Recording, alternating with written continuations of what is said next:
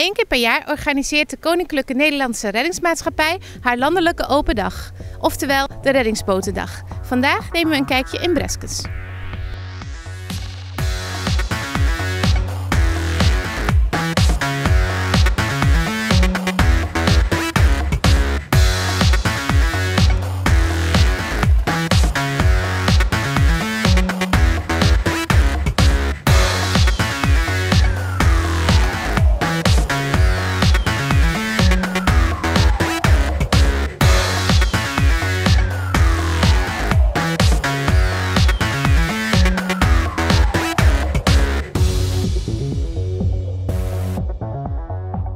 Waarom bent u hier vandaag?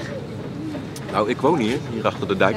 Ja. En we hoorden het, dus die meiden wouden gewoon graag meevaren. Dus, Papa moest mee. Papa moest mee, ja.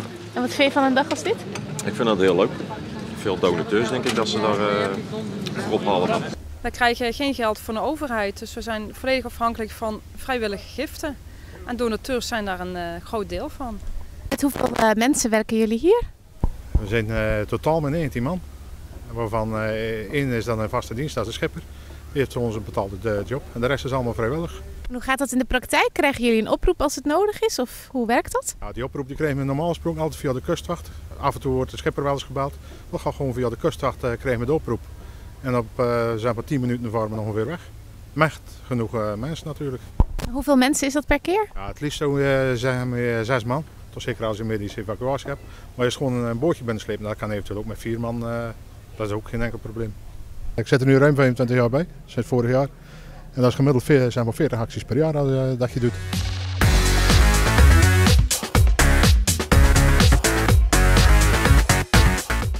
Bent u zelf donateur? Ik ben zelf donateur, ja. Waarom bent u dat geworden? Omdat we zelf een vissersboot hadden hier in Breskens. En daar hebben we best wel veel gebruik van gemaakt van de reddingsmaatschappij. Goed dat ze bestaan. Ja, heel goed, ja.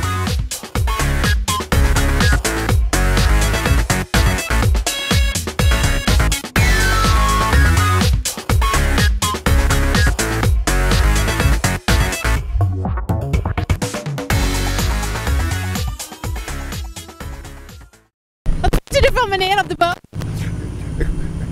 Hij vaart zo hard dat het nog een koude wind is ook. Verder is op zich een aardige beleving. En hij laat tenminste ook nog de manoeuvreerbaarheid van deze boot zien. En gevaarlijk. Ja, hij gaat wel hard, hè? Ja, niet alleen hard, maar ter plaatse kunnen draaien, snel stoppen. Ja, de hele manoeuvreerbaarheid van deze boot is echt hoog. Bent u niet zeeziek? Zeeziek? Ik heb nog geen zee gezien. Waren we al op zee? Ik dacht dat we nog op de Schelde zaten. Ja, scheldeziek dan. Nee, het is alleen mooi. Hoe hard hebben we eigenlijk gevaren? Nou, moet ik eerlijk zeggen dat ik het op dit moment niet weet. We houden natuurlijk wel een beetje rekening met jullie ook, met de passagiers. Maar normaal gesproken kan hij gewoon 32 mijl varen, plus minus. En dat is ongeveer omgerekend een kilometer of 50 per uur. Dus zo hard kan hij ongeveer varen.